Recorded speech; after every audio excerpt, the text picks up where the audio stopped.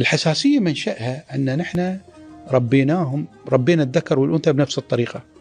الله سبحانه وتعالى لما تكلم عن تربية الأنثى قال أو من ينشأ في الحلية وهو في الخصام غير مبين. بمعنى إيش؟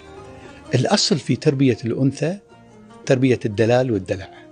هذا الأصل. إذا يبقى معها حتى لو هي زوجة ولو أم لو هذا دور كأب.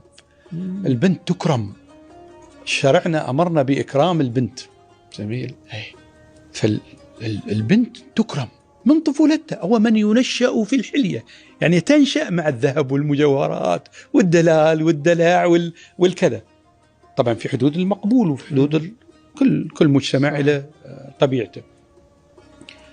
الولد ما ينشأ في الحلية،